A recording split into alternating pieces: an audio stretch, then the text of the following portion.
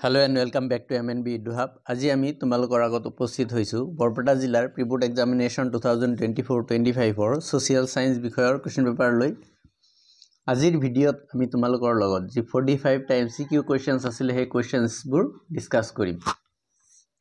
তোমালোকে যদি চেনেলটোলৈ পোন প্ৰথমবাৰৰ বাবে আহিছা চেনেলটো সাবস্ক্ৰাইব কৰি লবা আৰু নোটিফিকেশনটো অন কৰি ৰাখিবা। প্ৰথমটো প্ৰশ্ন ইলাহাবাদ সন্ধি কাৰ মাজত স্বাক্ষৰিত হৈছিল আৰু অপচনবোৰৰ মাজত শুদ্ধ উত্তৰ অপচন সি শাহ আলম আৰু ৰবাৰ্ট ক্লাইভৰ মাজত। 2 নম্বৰ প্ৰশ্ন তলৰ কোনখন কাকতত বঙালী নাৰী ইংৰাজৰ কাৰণে সকলোতকৈ দুৰ্দম আৰু বিপদজনক বুলি প্ৰকাশ পাইছিল আৰু যিখিনি অপচন দিয়া আছে তাৰে ভিতৰত শুদ্ধ উত্তৰ অপচন বি ডেইলি টেলিগ্ৰাফ আৰু এটো 11 অক্টোবৰ 1907 চনত প্ৰকাশ পাইছিল। 3 নম্বৰ প্ৰশ্ন ৰবীন্দ্ৰনাথ ঠাকুৰে কিয় নাইট উপাধি ত্যাগ কৰিছিল আৰু শুদ্ধ উত্তৰটো হ'ব অপচন বি যেটো আছে হেতু জালিয়ানৱালাবাগ হত্যাকাণ্ডৰ প্ৰতিবাদত। 4 নম্বৰ প্ৰশ্ন চৌৰি চৌৰা সংঘৰ্ষ কেতিয়া সংঘটিত হৈছিল আৰু অপচনবোৰৰ মাজত শুদ্ধ উত্তৰ অপচন এ যেটো আছে হেতু 5 ফেব্ৰুৱাৰী 1922 চনত। 5 নম্বৰ প্ৰশ্ন 1932 চনত সাম্প্ৰদায়িক বাটোৱাৰা ঘোষণা কৰা ব্ৰিটিছ প্ৰধানমন্ত্ৰীজন আছিলে আৰু শুদ্ধ উত্তৰটো হ'ব অপচন সি ৰামছে মেকডোনাল্ড। 6 নম্বৰ প্ৰশ্ন ব্ৰিটিছ প্ৰশাসন প্ৰতিষ্ঠা হোৱাৰ পিছত অসমত ৰাজহ সংগ্ৰহ পদ্ধতিৰ কি পৰিৱৰ্তন হৈছিল আৰু যিখিনি অপচন আছে তাৰে ভিতৰত শুদ্ধ উত্তৰ অপচন এ যেটো আছে হেতু মুদ্ৰা ভিত্তিত ৰাজহ সংগ্ৰহ। 7 নম্বৰ প্ৰশ্ন মনিৰাম দেৱানক কোন বঙালী মুক্তিয়াৰে সহায় কৰিছিল আৰু শুদ্ধ উত্তৰটো হ'ব মধু মল্লিক অপচন সি যেটো আছে এটো ৰাইট আনসাৰ। 8 নম্বৰ প্ৰশ্ন কোন চনত টিকেট কৰ আৰোপ কৰা হৈছিল আৰু শুদ্ধ উত্তৰটো হ'ব অপচন ডি 1858 চনত। 9 নম্বৰ প্ৰশ্ন ভূমিৰ খাজনাই অসমীয়া মানুহৰ কঁকাল ভাঙিছিল বুলি কোনে মুফত মিল চাহাবক আৰ্জি লিখিছিল আৰু শুদ্ধ উত্তৰটো হ'ব অপচন বি আনন্দৰাম ঢেকিয়াল ফুকন। 10 নম্বৰ প্ৰশ্ন ৰায়ত সভাৰ মুখ্য উদ্দেশ্যসমূহ আছিল 1 নম্বৰত দিয়া আছে গ্ৰেজিং কৰ বন্ধ কৰা এটো শুদ্ধ হয়। 2 নম্বৰত আছে মাটিৰ খাজনা হ্ৰাস কৰা এটো শুদ্ধ হয়। 3 নম্বৰত আছে স্থায়ী নিকাহ সমূহৰ গণতান্ত্ৰিকৰণ কৰা এটো সঁচা নহয় মিছা হয়। 4 নম্বৰত আছে পূব বংগৰ পৰা হোৱা প্ৰব্ৰজন ৰোধ কৰা এটো সঁচা হয়। 1, 2 আৰু 4 শুদ্ধ এটো ক'ত আছে হেতু আমি চাব লাগিব এটো আমি অপচন ডি ত আছে কাৰণ option D to right answer. 11 নম্বৰ প্ৰশ্ন তলৰ কোনজন ব্যক্তি গোপীনাথ বৰদলৈ মন্ত্ৰীসভাৰ সদস্য নাছিল প্ৰশ্নটোত নাছিল বুলি কৈছিলে সেইকাৰণে শুদ্ধ উত্তৰটো হ'ব অপচন সি নবীন চন্দ্ৰ বৰদলৈ। 12 নম্বৰ প্ৰশ্ন বাংলা ভাষাৰ ঠাইত অসমীয়াত অসমীয়া ভাষাৰ পুনৰ প্ৰচলন কেতিয়া হৈছিল আৰু শুদ্ধ উত্তৰটো হ'ব অপচন এ 1873 চনত। 13 নম্বৰ প্ৰশ্ন অষ্ট্ৰিক সকলে ভাৰতীয় সংস্কৃতিলৈ আগবঢ়োৱা অৱদানসমূহ হ'ল 1 নম্বৰত কৈছে ধান খেতিৰ প্ৰচলন এটো সঁচা হয়। 2 নম্বৰত কৈছে কুহিয়াৰৰ পৰা গুড় তৈয়াৰ কৰা কৌশল এটোও সঁচা হয়। 3 নম্বৰত কৈছে দেৱাল চিত্ৰ অংকন এটো সঁচা নহয় আৰু 4 নম্বৰত কৈছে ধৰ্মীয় পৰম্পৰাত সেন্দুৰৰ ব্যৱহাৰ এটোও সঁচা হয়। 1, 2 আৰু 4 সঁচা এটো আমাৰ অপচন সি ত আছে সেইকাৰণে option C to right answer হ'ব। 14 নম্বৰ প্ৰশ্ন কোনজন আহোম ৰজাই কেইবা মহলীয়া তলাতল ঘৰৰ নিৰ্মাণ কাৰ্য আৰম্ভ কৰিছিল আৰু শুদ্ধ উত্তৰটো হ'ব অপচন এ যেটো আছে হেতু ৰুদ্ৰসিংহ। 15 নম্বৰ প্ৰশ্ন সু অংশৰ লগত বাও অংশ মিলোৱা এ নম্বৰত আমাৰ কথকলি দিয়া আছে কথকলিটো কেৰেলাৰ হয়। তাৰ পিছত বি নম্বৰত ভাৰতনাট্যম দিয়া আছে ভাৰতনাট্যমটো আমাৰ তামিলনাডুৰ হয়। সত্ৰিয়টো অসমৰ হয় আৰু কথক যেটো আছে এটো উত্তৰ ভাৰতৰ হয় ঠিক আছে আৰু এইটো সিকুৱেন্স থাকা আমাৰ অপচন সি ত আছে সেইকাৰণে option C to right answer হ'ব। 16 নম্বৰ প্ৰশ্ন তলত দিয়া উক্তি আৰু কাৰণ বিবেচনা কৰা উক্তিত কৈছে সাংস্কৃতিক বহুত্ববাদ ভাৰতীয় সংস্কৃতিৰ এটা বৈশিষ্ট্য। উক্তি যিটো কৈছে এইটো সঁচা হয়। কাৰণত কৈছে সাংস্কৃতিক বহুত্ববাদ কোনো এখন সমাজৰ সাংস্কৃতিক বিবিধতা আৰু ইয়াৰ প্ৰতি শ্ৰদ্ধাৰ মনোভাৱ বুজায়। কাৰণো সঁচা হয়। আৰু কাৰণ যিটো আছে এইটো উক্তিৰ শুদ্ধ ব্যাখ্যা হয়। ঠিক আছে। অপশ্যন চি যিটো আছে এইটো আমাৰ ৰাইট এনচাৰ হ'ব। কিন্তু অসমীয়াত চোৱা ইংৰাজীত ঠিকে দিয়া আছে both assertion and reason are correct and reason is the correct regarding the assertion। কিন্তু অসমীয়াত উক্তি আৰু কাৰণ উভয়ে শুদ্ধ আৰু যুক্তিৰ প্ৰশংসাত কাৰণটো শুদ্ধ নহয় বুলি কৈছে, এইটো শুদ্ধ হয় বুলি হ'ব। ঠিক আছে। এইটো প্ৰিণ্টিং মিষ্টেক হৈছে। 17 নম্বৰ প্ৰশ্ন অৰ্থনৈতিক ভূগোলৰ পিতৃস্বৰূপ হ'ল আৰু শুদ্ধ উত্তৰটো হ'ল অপশ্যন বি জৰ্জ চিজহাম। 18 নম্বৰ প্ৰশ্ন তলৰ কোনটো সম্পদৰ ক্ষেত্ৰত প্ৰযোজ্য নহয় আৰু শুদ্ধ উত্তৰটো হ'ব অপশ্যন বি বজাৰ মূল্য নাই। 19 নম্বৰ প্ৰশ্ন তলৰ কোনটো এটা অজীৱীয় সম্পদ আৰু শুদ্ধ উত্তৰটো হ'ব অপশ্যন এ বায়ু। 20 নম্বৰ প্ৰশ্ন এচিড বৰষুণ সাধাৰণতে সৃষ্টি হয় আৰু শুদ্ধ উত্তৰটো হ'ব অপশ্যন চি ঔদ্যোগিক অঞ্চলত। 21 নম্বৰ প্ৰশ্ন বায়ুমণ্ডলত কিমান শতাংশ অক্সিজেন আছে আৰু শুদ্ধ উত্তৰটো হ'ব অপশ্যন ডি 20.94%। 22 নম্বৰ প্ৰশ্ন পৃথিৱীৰ স্থলভাগত কিমান শতাংশ ভূমি বৰ্তমান মৰুকৰণৰ কবলত পৰিছে আৰু শুদ্ধ উত্তৰটো হ'ব অপশ্যন এ 35%। 23 নম্বৰ প্ৰশ্ন তলৰ বিকল্পসমূহৰ পৰা শুদ্ধ বিকল্পটো বাছি উলিওৱা। ইয়াতে চোৱা কোনটো বিকল্পত গোটেইকেইটা দেশৰ নাম আছে এইটো আমাক সুধিছে। ঠিক আছে। 1 নম্বৰ যিটো আছে ইয়াতে ইণ্ডিয়া এইটো ভাৰতবৰ্ষ এইটো দেশৰ নাম, ভূটান এইটো দেশৰ নাম, নেপাল এইটো দেশৰ নাম, কিন্তু ঢাকা এইটো দেশৰ নাম নহয়। নেক্সট 2 নম্বৰত ইণ্ডিয়া দেশৰ নাম, ইজিপ্ত দেশৰ নাম, ঘানাটো দেশৰ নাম, কিন্তু টকিঅ'টো দেশৰ নাম নহয়। 4 নম্বৰত ইণ্ডিয়া দেশৰ নাম, ইজিপ্ত দেশৰ নাম, ভূটানটো দেশৰ নাম, কিন্তু তেহৰানটো দেশৰ নাম নহয়। কিন্তু 3 নম্বৰ এইটো আমাৰ শুদ্ধ উত্তৰ হ'ব ইণ্ডিয়া, ইজিপ্ত, নেপাল আৰু ইৰাণ গোটেইকেইটা দেশৰ নাম হয় আৰু এইকাৰণে অপশ্যন চি যিটো আছে এইটো শুদ্ধ উত্তৰ হ'ব।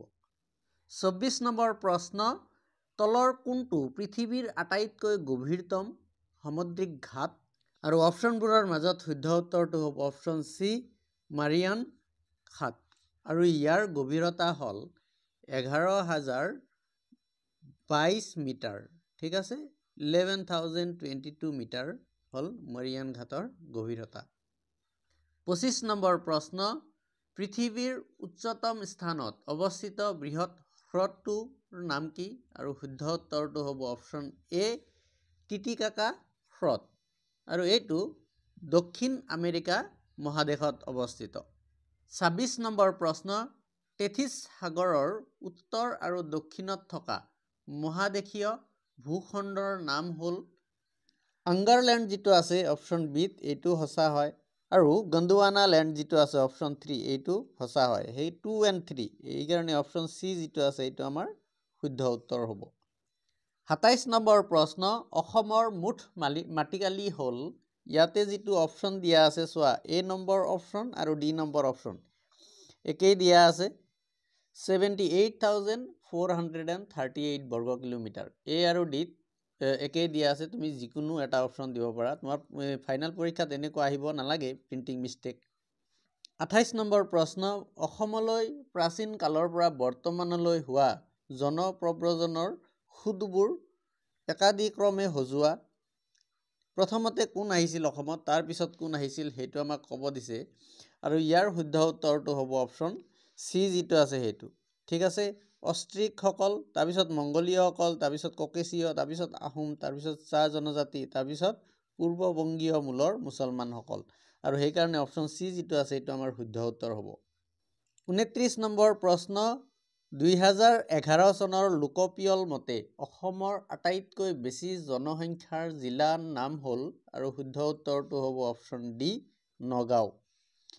30 নম্বৰ প্ৰশ্ন 2011 চনৰ লোকপিয়ল মতে অসমৰ সাক্ষৰতাৰ শতকৰা হাৰ হৈছে আৰু শুদ্ধ উত্তৰটো হ'ব 72.19 যিটো আমাৰ অপশ্যন বিত আছে এইটো আমাৰ ৰাইট এনসাৰ হ'ব 31 নম্বৰ প্ৰশ্ন আহোমসকল কেতিয়া অসমলৈ আহিছিলে আৰু শুদ্ধ উত্তৰটো হ'ব অপশ্যন ডি যিটো আছে সেইটো 1228 খ্ৰীষ্টাব্দত 32 নম্বৰ প্ৰশ্ন ভাৰতৰ সংবিধান সভাৰ প্ৰথমখন বৈঠকত কোনে সভাপতিত্ব কৰিছিলে আৰু শুদ্ধ উত্তৰটো হ'ব অপশ্যন সি ডক্টৰ শচীনান্দ সিনহা 33 নম্বৰ প্ৰশ্ন 1935 চনৰ ভাৰত চৰকাৰ আইনখনে তাৰপিছত 1 নম্বৰ উক্তি দিছে ভাৰতবৰ্ষত যুক্তৰাষ্ট্ৰীয় প্ৰৱৰ্তন কৰিছিলে এই যিটো উক্তি আছে এইটো সঁচা হয় 2 নম্বৰত কৈছে সীমিত ৰূপত পৰাধীন ভাৰতবৰ্ষত সংসদীয় পদ্ধতিৰ চৰকাৰ আৰম্ভ কৰিছিলে 2 নম্বৰ যিটো আছে এইটো সঁচা হয় ঠিক আছে 1 and 2 both correct 1 আৰু 2 উভয় শুদ্ধ এইটো আমাৰ অপশ্যন এত আছে সেইকাৰণে অপশ্যন এ টো শুদ্ধ উত্তৰ 34 নম্বৰ প্ৰশ্ন কোনখন দেশৰ সংবিধান অনুকৰণ কৰি ভাৰতবৰ্ষত যুক্তৰাষ্ট্ৰীয় ব্যৱস্থাৰ প্ৰৱৰ্তন কৰা হৈছিলে আৰু শুদ্ধ উত্তৰটো হ'ব অপশ্যন সি কানাডা 35 নম্বৰ প্ৰশ্ন কোন তাৰিখে মানৱ অধিকাৰ দিৱস পালন কৰা হয় আৰু শুদ্ধ উত্তৰটো হ'ব অপশ্যন ডি 10 ডিসেম্বৰ তাৰিখে 37 নম্বৰ প্ৰশ্ন তলত দিয়া উক্তি আৰু কাৰণটো বিবেচনা কৰা উক্তিত কৈছে আন্তৰ্জাতিক ন্যায়ালয়ৰ কাম হৈছে সদস্য ৰাষ্ট্ৰসমূহে উত্থাপন কৰা গোচৰসমূহ নিষ্পত্তি কৰা এই যিটো উক্তি আছে এইটো সঁচা হয় কাৰণত কৈছে আন্তৰ্জাতিক ন্যায়ালয়ে দিয়া ৰায় বিবাদমান ৰাষ্ট্ৰই মানিবলৈ বাধ্য এইটো আমাৰ কাৰণটো সঁচা হয় শুদ্ধ অপশ্যনটো আমাৰ ইয়াতে এই অপশ্যনবোৰত দিয়া নাই ঠিক আছে বি আৰু সি চোৱা তোমালোকে ইয়াতে অপশ্যন দুটা একেই দিয়া আছে সো এইটো কি হ'ব উক্তি আৰু কাৰণ উভয়ে শুদ্ধ আৰু কাৰণটো হল উক্তিৰ উপযুক্ত ব্যাখ্যা এইটো হ'ব আমাৰ ৰাইট এনসাৰ যেটো আমাৰ অপশ্যনত দিয়া নাই ঠিক আছে 37 নম্বৰ প্ৰশ্ন ৰাষ্ট্ৰসংঘৰ নিৰস্ত্ৰীকৰণ চুক্তি আৰু ইয়াৰ বছৰ অনুসৰি তলত দিয়াখিনিৰ সু অংশৰ লগত বা অংশ মিলোৱা এ নম্বৰত আমাৰ বহি মহাকাশ চুক্তি এইটো বি অংশৰ সিৰ লগত মিল খাব 1967 তাৰ পিছত দিয়া আছে সমুদ্ৰতলী নিয়ন্ত্ৰণ চুক্তি এইটো আমাৰ 1971 চনত হৈছিলে এইটো ডিৰ লগত বা ফৰৰ লগত মিল খাব সি নম্বৰত আছে সল্ট ওয়ান এইটো আমাৰ 1972 চনত হৈছিলে টুৰ লগত মিল খাব ডিত দিয়া আছে আংশিকভাৱে আণৱিক অস্ত্ৰৰ বিস্ফোৰণ নিষিদ্ধ চুক্তি এইটো 1963 চনত হৈছিলে একৰ লগত মিল খাব এই সিকুৱেন্সত মিল থকা আমাৰ অপশ্যন ডিত আছে সেইকাৰণে অপশ্যন ডি টো ৰাইট এনসাৰ হ'ব 38 নম্বৰ প্ৰশ্ন ভাৰতৰ প্ৰথম বেংকটোৰ নাম কি আৰু শুদ্ধ উত্তৰটো হ'ব option A bank of Hindustan এই বেংক অফ হিন্দুস্তান 1770 চনত স্থাপিত হৈছিলে ঠিক আছে 39 নম্বৰ প্ৰশ্ন তলৰ কোনবোৰ কেন্দ্ৰীয় বেংকৰ কাৰ্যাৱলী 1 নম্বৰত দিয়া আছে কাগজী মুদ্ৰা ছপা কৰা এইটো সঁচা হয় 2 নম্বৰত দিয়া আছে চৰকাৰৰ বেংক নাইবা চৰকাৰক বিত্তৰ যোগান ধৰা এইটো সঁচা হয় 3 নম্বৰত দিছে গ্ৰাহকক ঋণ প্ৰদান কৰা এইটো সঁচা নহয় 4 নম্বৰত কৈছে বেংকসমূহৰ বেংক এইটো সঁচা হয় 1 2 4 সঁচা 1 2 4 এইটো আমাৰ অপশ্যন এত আছে সেইকাৰণে অপশ্যন এ টো ৰাইট এনসাৰ হ'ব 40 নম্বৰ প্ৰশ্ন তলত উল্লেখ কৰা কোনটো বিত্তীয় প্ৰতিষ্ঠান ভাৰতবৰ্ষত ক্ষুদ্ৰ উদ্যোগ খণ্ডৰ আধুনিকৰণ সম্প্ৰসাৰণ আৰু উৎপাদিত সামগ্ৰীৰ বজাৰ সৃষ্টিৰ অৰ্থে 1990 চনৰ পৰা কাৰ্যকৰী কৰা হৈছিল আৰু যিখিনি অপশ্যন দিয়া আছে তাৰে ভিতৰত শুদ্ধ উত্তৰ অপশ্যন বি যিটো আছে সেইটো ভাৰতীয় ক্ষুদ্ৰ উদ্যোগ উন্নয়ন বেংক CDB 41 নম্বৰ প্ৰশ্ন ভাৰতীয় ৰিজাৰ্ভ বেংক কেতিয়া স্থাপন কৰা হৈছিলে আৰু শুদ্ধ উত্তৰটো হ'ব অপশ্যন এ 1935 চনত 42 নম্বৰ প্ৰশ্ন ভাৰতবৰ্ষত এটা বিত্তীয় বৰ্ষই সামৰি লোৱা কালছোৱা হল আৰু শুদ্ধ উত্তৰটো হ'ব অপশ্যন ডি যিটো আছে সেইটো 1 এপ্ৰিলৰ পৰা 31 মাৰ্চলৈ 43 নম্বৰ প্ৰশ্ন যি প্ৰক্ৰিয়াত অৰ্থনৈতিক উন্নয়নৰ সুফলবোৰ সমাজৰ প্ৰতিটো শ্ৰেণীৰ লোকলৈ সুনিশ্চিত কৰা হয় এই প্ৰক্ৰিয়াক ডেশ বোলে আৰু শুদ্ধ উত্তৰটো হ'ব অপশ্যন চি যিটো আছে সেইটো বৃত্তীয় অন্তৰ্ভুক্তিকৰণ 44 নম্বৰ প্ৰশ্ন তলৰ বিকল্পবোৰৰ পৰা পঞ্চবাৰ্ষিক বিকল্পৰ কালছোৱাত ভাৰতীয় অৰ্থনীতিৰ প্ৰধান লক্ষ্যসমূহ চিনাক্ত কৰা ইয়াতে 1 নম্বৰত দিয়া আছে অৰ্থ সামাজিক আৰু আঞ্চলিক ভাৰসাম্য দূৰ কৰা এইটো সঁচা হয় 2 নম্বৰত দিছে আত্মনিৰ্ভৰশীল অৰ্জন এইটো সঁচা হয় 3 নম্বৰত দিছে অৰ্থনৈতিক উন্নয়নৰ হাৰ খৰতকীয়া কৰা এইটোও সঁচা হয় আৰু 4 নম্বৰত কৈছে দৰিদ্ৰতা নিৰ্মূল কৰা এইটোও সঁচা হয় 1 2 3 4 গোটেইকেইটা সঁচা এইটো আমাৰ অপশ্যন চিত আছে এইকাৰণে অপশ্যন চিটো ৰাইট এনসাৰ হ'ব 45 নম্বৰ প্ৰশ্ন তলৰ কোনটো মানৱ উন্নয়নৰ সূচক নহয় আৰু অপশ্যনবোৰৰ মাজত শুদ্ধ উত্তৰ অপশ্যন চি স্বাস্থ্য ঠিক আছে মৰমৰ ছাত্ৰ ছাত্ৰীসকল এইখিনিয়ে আছিলে আমাৰ বৰপেটা জিলাৰ সোশিয়াল সায়েন্স বিষয়ৰ কোৱেশ্চন পেপাৰ য'ত আমি তোমালোকৰ লগত এমসিকিউ পাৰ্টছখিনি ডিসকাস কৰিলো তোমালোকক যদি এই যেটো কোৱেশ্চন পেপাৰ আছে ইয়াৰ পিডিএফ ফাইল বা বাকি কোৱেশ্চন পেপাৰবোৰৰ পিডিএফ ফাইল লাগে তেতিয়াহলে আমাৰ হোৱাটসএপ গ্ৰুপ এটা আছে 9678533896 এইটো নম্বৰত তোমালোকে জয়েন হ'ব পাৰা আৰু সকলো নোটস পাই যাবা আশা কৰিছো ভিডিওটো ভাল লাগিছে যদি ভাল লাগিছে তেতিয়াহলে লাইক কমেন্টস আৰু শেয়াৰ নিশ্চয় কৰিবা ধন্যবাদ